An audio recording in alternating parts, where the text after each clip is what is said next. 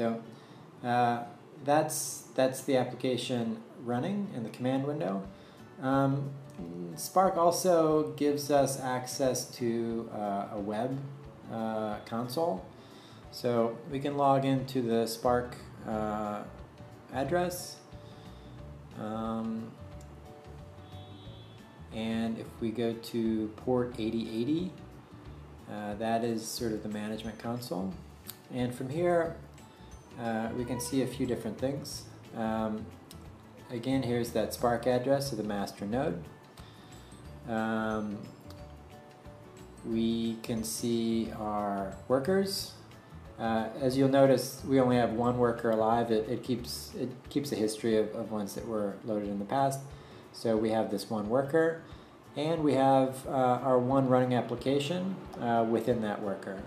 And you can see the amount of cores that it's using is 2. Here is an example of a Kafka producer.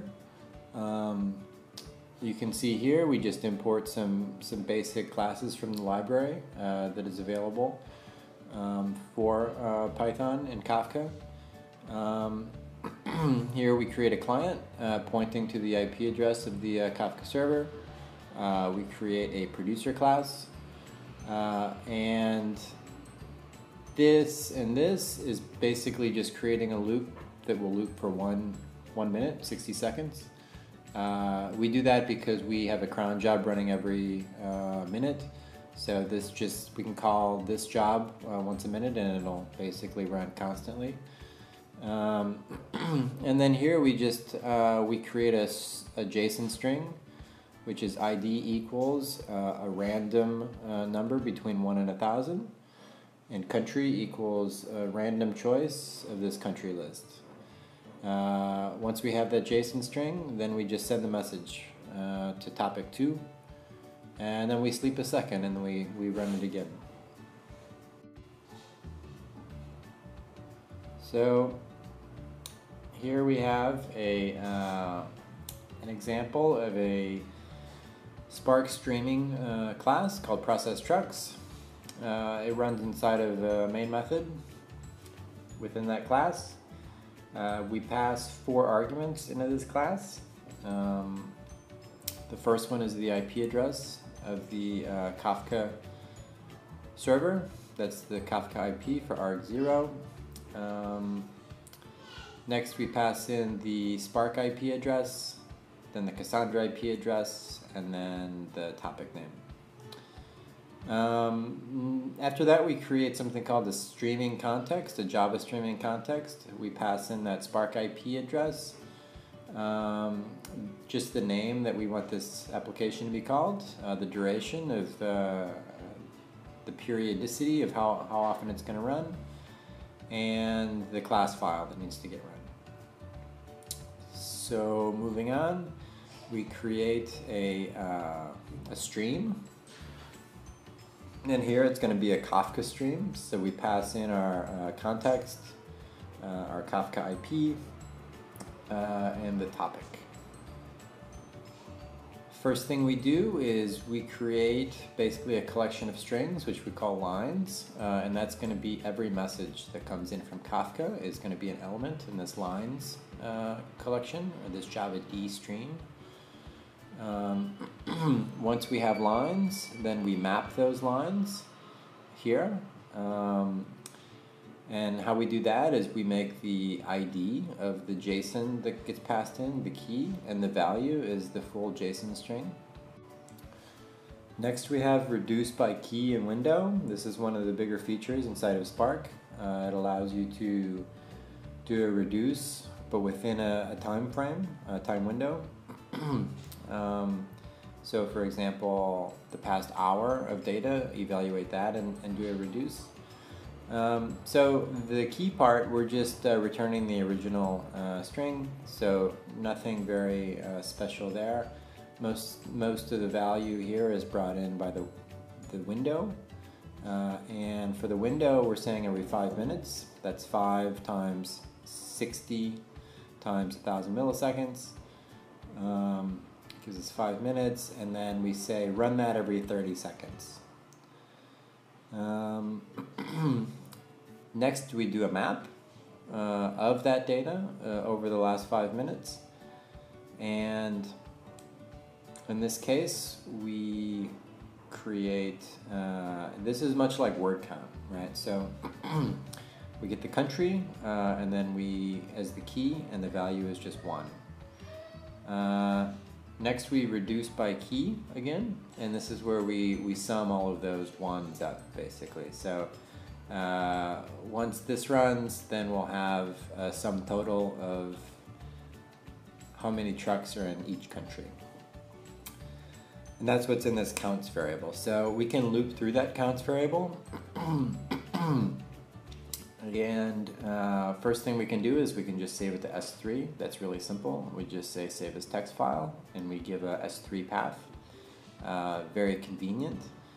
And then the next thing we do is we save it to Cassandra. So we open a Cassandra cluster, and then we loop through every element in this RDD, and we do an insert statement. So for each element, there's one row inserted inside of Cassandra. And then at the bottom, we just we print it out to the screen just so you can see it, and then we await termination. Apache Cassandra and S3 are both storage mechanisms for big data, or can be.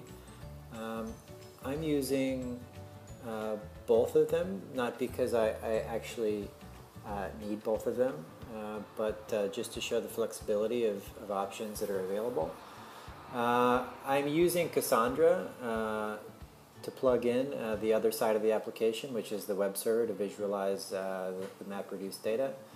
I'm also saving it to S3 because that could come in handy if I wanted to run actual Spark jobs against S3 directories. Again, it's just to open up more possibilities.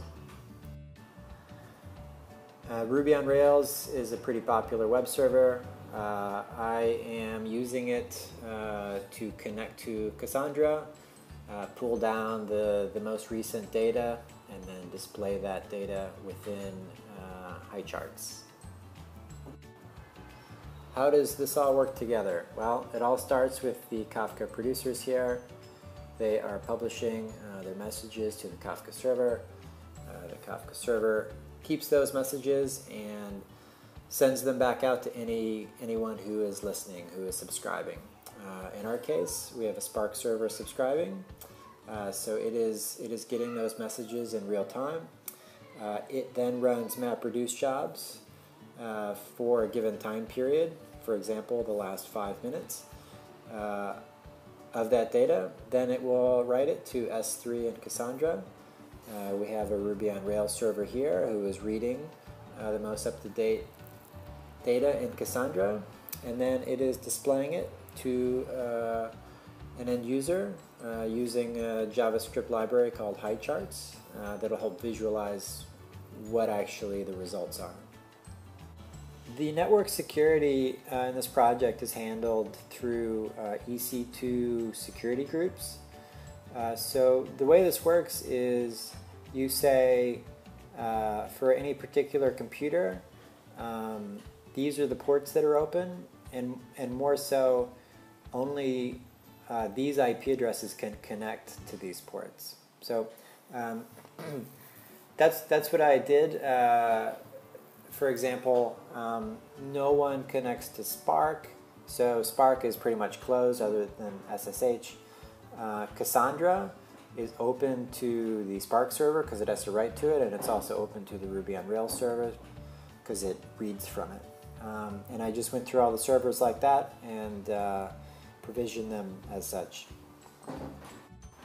So what more could I have done? Well, the obvious thing is clustering.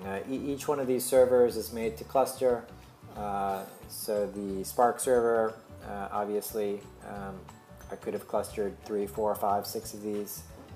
In reality, you wouldn't want to use probably just one Spark server, just because you don't really get the benefits of what Spark is providing. Cassandra, I think it's okay to start with one server unless you want the replication factor of backing up your data. but you can add those as needed.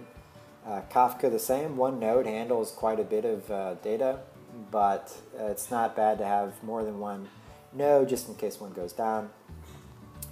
Rails you can cluster too, but usually you put it behind a load balancer, and it's a little more complicated actually to do that than the other products. The other thing that would be worthwhile doing is probably historical data analysis, since we have all the data in Cassandra and S3. In addition to that, Kafka has a playback feature, and you could utilize that if you wanted to look over the past 30 days, for example, of data. Spark also is packaged with a machine learning library, similar to Mahout or Mahout, I don't know how you pronounce that.